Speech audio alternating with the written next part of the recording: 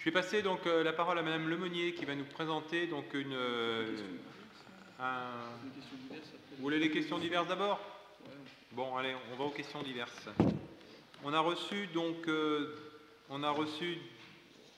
des questions diverses de la part du groupe La Gauche Debout. La première, où en sommes-nous de la recherche d'une salle pour les obsèques civiles? C'est M. Fagnan qui répond. Voilà.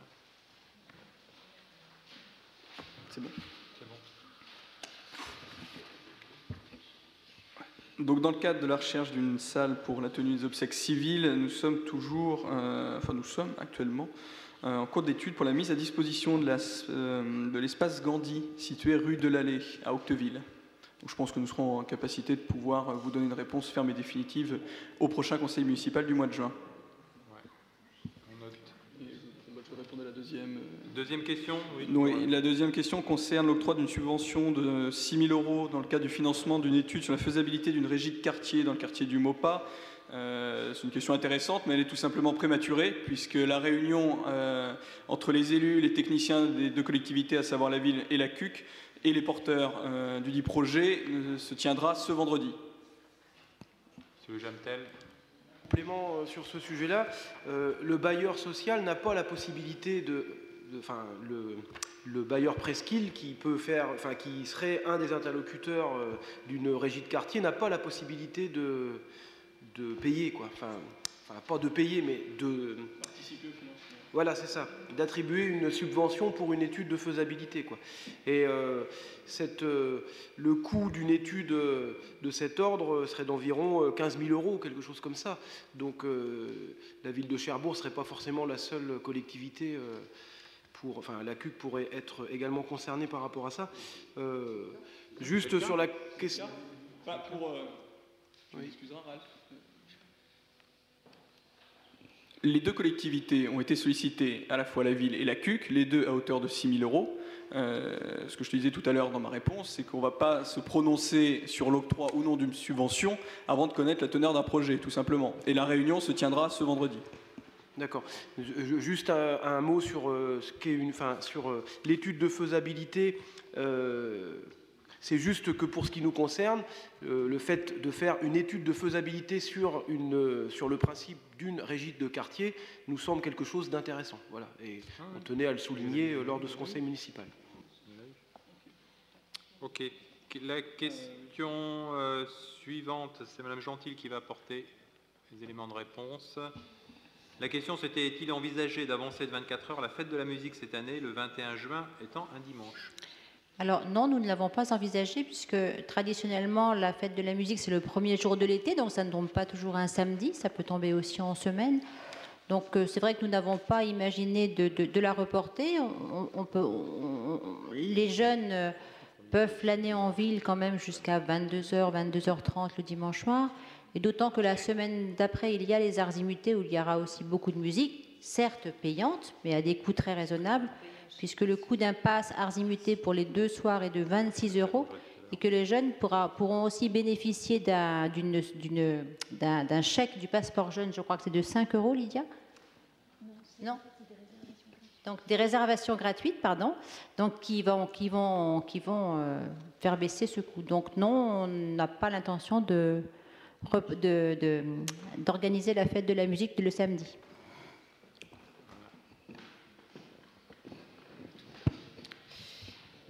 Madame Corpel. Moi, je voulais insister sur le samedi parce que le dimanche soir, le lendemain, il y a des épreuves du baccalauréat, et toute la semaine encore, donc ça serait peut-être utile de le mettre le samedi. On espère que les révisions ne vont pas commencer le dimanche soir. Oui, mais enfin, le samedi soir, le dimanche, on se repose et le lundi, on est en forme. Oui, non.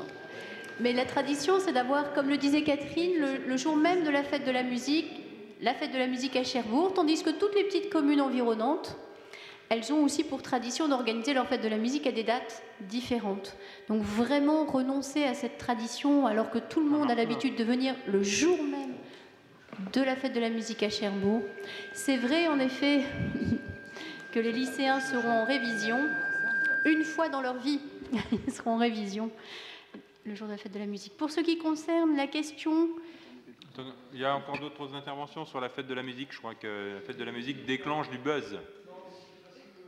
Il y avait la question du bac et il y avait la question de certains commerçants, notamment dans certains bars, qui disaient que le fait de faire le dimanche, ça les mettait plus en... qui préféraient le faire le samedi, voilà, c'était... je ne sais pas si c'est n'importe quoi, mais il y a un certain nombre de commerçants qui nous ont posé cette question-là. C'est ce que j'allais dire. Madame... Moi, je peux vous répondre en tant que fille d'ancienne commerçante tenancière d'un bar de jour et qui a bien profité de la fête de la musique. Faire la fête de la musique un dimanche, c'est donc notamment une aberration, puisque les communes alentours vont les faire aux autres dates. Donc ceux qui vont l'avoir faite une fois ne vont pas la refaire deux fois. Et c'est un manque à gagner pour la ville, encore une fois, et pour les commerçants, pour l'emploi, et pour un tas de choses. Excusez-moi, mais dans le contexte actuel, on ne peut pas se permettre de passer à côté de fêtes comme ça. C'est pas possible. Bon. Non, mais à ce moment-là, vous vivez dans un monde où je crois que le commerce, vous ne connaissez pas. Non, à 22h, on ne va pas s'avéquiller. Non. Je vais me rappeler de quelque chose que vous avez dit au premier conseil auquel j'ai assisté, qui m'avait vraiment choqué et sur lequel je n'étais pas intervenue, mais je me suis dit vraiment, on ne vit pas dans le même monde. Quand on avait mis en lumière la difficulté des commerçants pendant les travaux de la place de Gaulle et que vous aviez répondu que ça se lisserait le manque à gagner sur les 2-3 ans, les commerces n'ont pas une trésorerie de 2-3 ans devant eux, ça se saurait. Sinon, on met la clé sous la porte bien avant.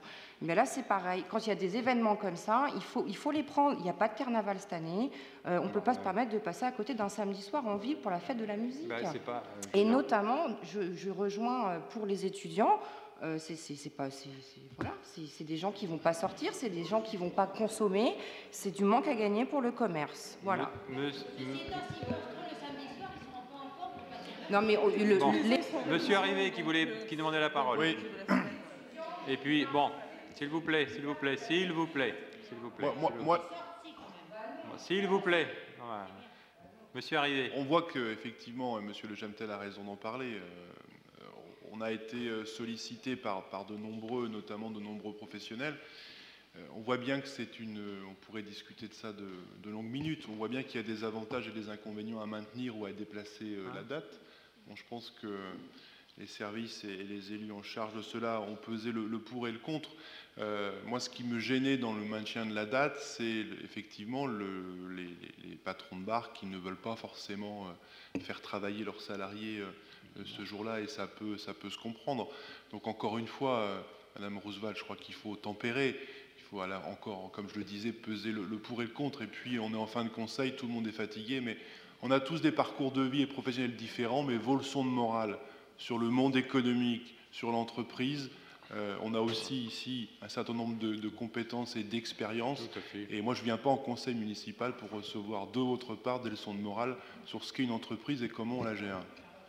Voilà. Bon, on en reste là. S'il vous plaît, on en reste là et on passe à la question suivante.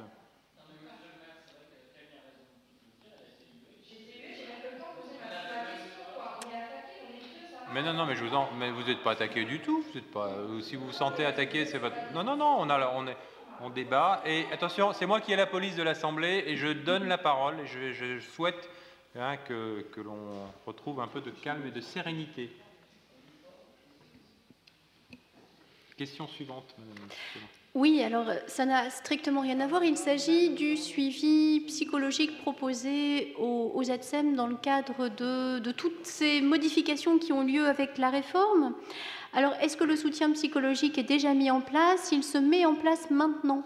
Rendez-vous est pris avec Au fil de l'eau à partir du mois de mai et des groupes de parole avaient déjà été proposés dans les écoles les mercredis midi. Le vrai suivi commence à partir du mois de mai, avec une supervision professionnelle. Monsieur Le Jamtel. Un petit feedback sur pas la question d'avant, sur la deuxième. La demande a été, parce que j'ai retrouvé mes papiers, la demande date du mois de décembre par rapport à la régie de quartier. Voilà, juste ça. Donc je comprends la réponse qui consiste à dire que quand la réunion se sera tenue, vous aurez le contenu de la régie de quartier, enfin de ce projet. Ceci dit, la demande datant de décembre, voilà, c'était juste une précision. Sébastien. Bon, oui, comme le souligne Michel Louisier, on est en contact permanent avec les porteurs du projet. Et pour des raisons de calendrier que chacun comprendra parfaitement, cette réunion ne se tient que le 3 avril. Voilà.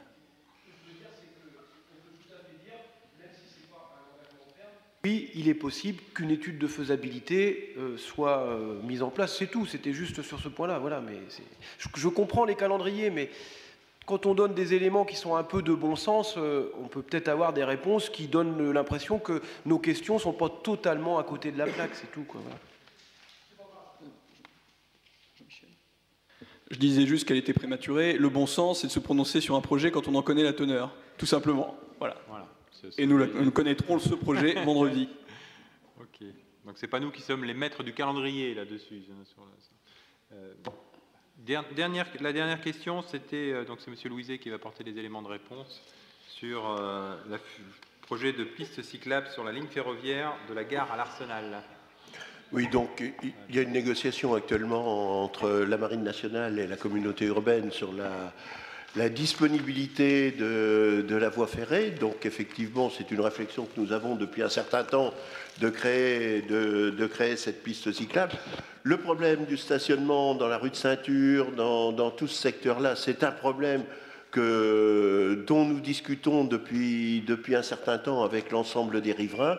On a fait un certain nombre de réunions avec les riverains sur le chemin de Beauchamp, sur tout ce secteur-là.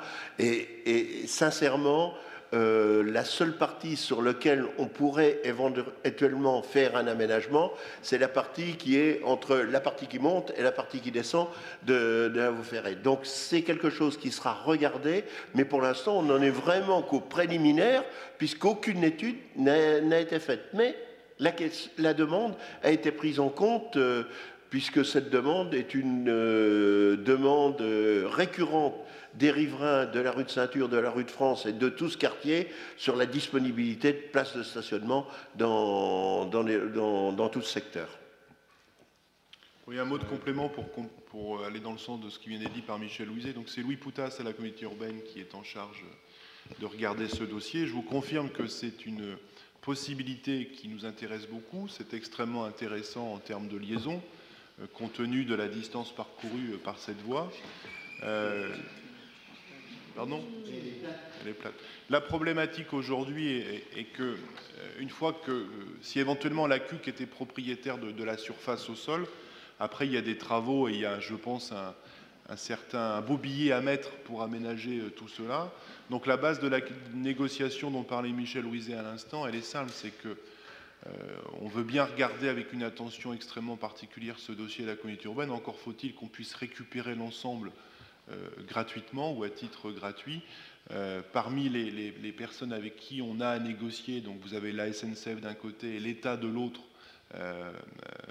l'armée de l'autre, ça se passe bien avec un des intervenants, moins bien avec l'autre. Donc voilà où on en est aujourd'hui, mais on continue à travailler là-dessus parce que pour la ville et l'agglomération, ça peut être un dossier extrêmement intéressant si on arrive à avancer là-dessus. Louis Poutas et puis Monsieur Catherine qui hoche de la tête, qui suit cela aussi à la communauté urbaine. Ok. Donc on en a terminé avec les questions. Non, Monsieur Le Jamtel, vous vouliez... On n'a pas commencé par la motion, c'est parce qu'elle viendra dans un second temps. Voilà, oui, tout à fait. On y va.